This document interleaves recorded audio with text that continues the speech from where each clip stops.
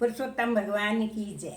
आज पुरुषोत्तम भगवान की 8वें दिन की कथा मैं कह रही हूँ, आप लोग सब प्रेम से सुनना। आज की कथा में एक ब्राह्मण का एक सेवा करने वाली राजकुमारी का वर्णन आया है। इसमें देखिए, एक बार एक ब्राह्मण और ब्राह्मणी एक गांव में रहता था। अब उन अधिक मास को अब महीनों आयो, खूब बुजुर्ग हो गया। उनने कहे कि देखो तो अपन के कि पूजा करेंगे, पाठ करेंगे, नहाएंगे धोएंगे, तो अपना घर में तो कोई भी नहीं है, अपन कैसी पूजा करेंगे।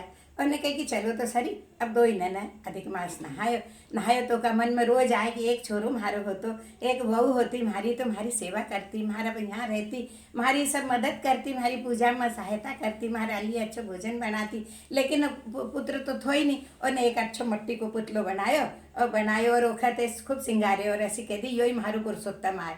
ओखा रखी ले खूब, ओखा नीलाए धुलाए, ओखा अच्छा कपड़ा पहराए, ओखा रोटी जिमा तो ओखा भी जिमाए, मारू पुरुषोत्तम आसो करी करी न पूरो महीनो भर ओखा पुरुषोत्तम का सेहो न।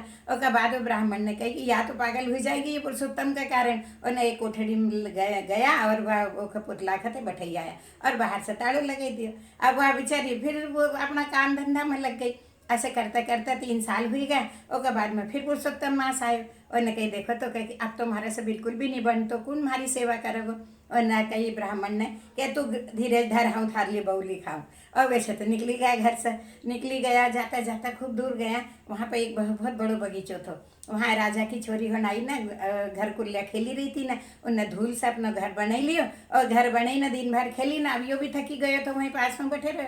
अब जब ये जाना लगी ना तो उनने कही कि देखो तो कि सबने न पाँव से अपना घर मिटाई दियो। सबसे छोटी छोरी थी, उन्हें घर से पाँव नहीं मिटाए। उन्हें एक बार घर बनी जाए तो फिर वो मिट तो नहीं है। एक बार जेखा अपन ने घर बनाई ना अपना घर में रखी लियो, वो अपना हमेशा के लिए घर बनी जाए। तो उन्हें पाँव से मिटायो नहीं। ब्राह्मण देखी रहो तो यह छोरी बड़ी होशियार से, धार्मिक प्रवृत्ति की छे, वो का पीछे पीछे चल दिया। गया तो वो एक राजा के घर गया। वह राजकुमारी थी वह तो राजा के घर गया। राजा ने देखा अपना घर अतिथि आया। उनने जल्दी से उनको खूब स्वागत करो। अतिथि देवो भव, अतिथि देवता का बराबर। एक लिए राजा ने उनकी बिना जान पहचान का भी खूब सेवा करी और उनका अच्छा भोजन करायो। के बाद हाथ जोड़े ने पूछी कि हे ब्राह्मण देवता, तुम्हारी काई इच्छा है।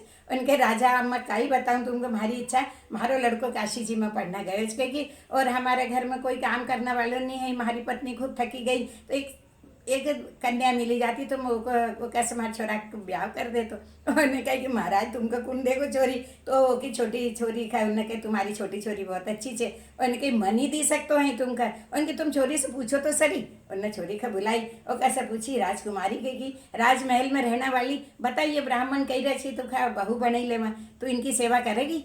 उन्होंने कही कि पिताजी एक ब्राह्मण अगर कहीं मांगी रहो तो फिर नहीं देनो, ये तो तुम्हारा तो का खिलाफ हो जाएगा, तुम्हारा अपमान हो जाएगा कि तुमने ये न कोई मांगे और कहीं दियो नहीं। मैं इनका साथ जाना का तैयार से, मैं इनकी सेवा करूंगी।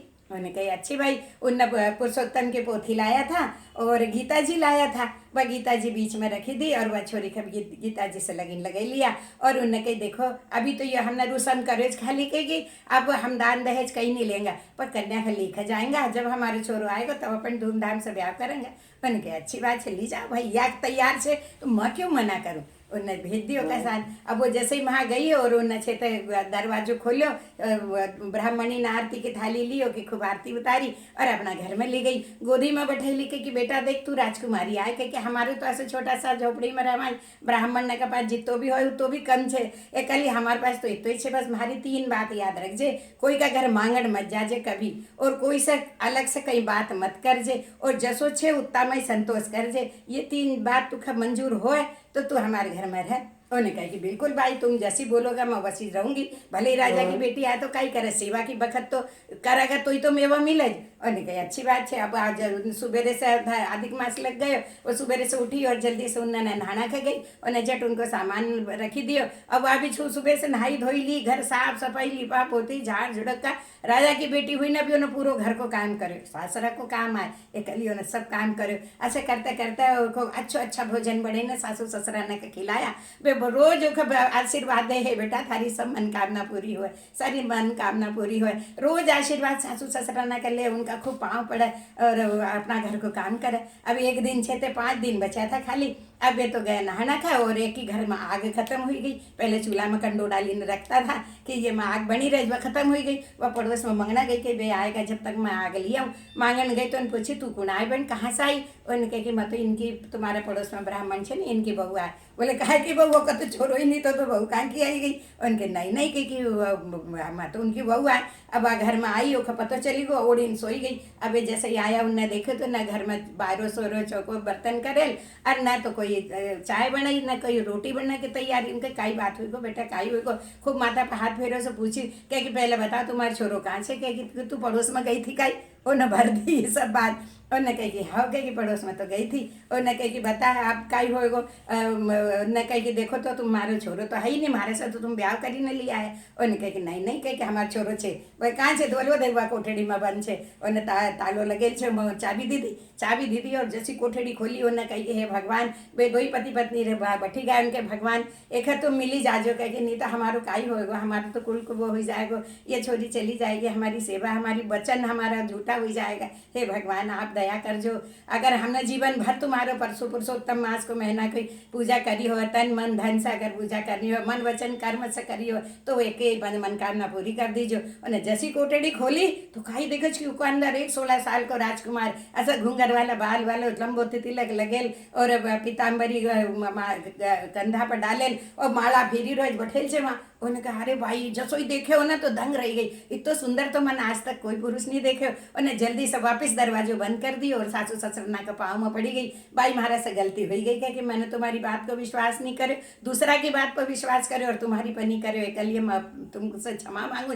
और गई झटपट चूल्हो जलाए, झट अच्छी जज नाचने लगी गाने लगी, घर में खूब काम करने। सासू ससुर ने सोचे कि पता नहीं काई हुई गो, एक है ना काई देखी आई भगवान जाने।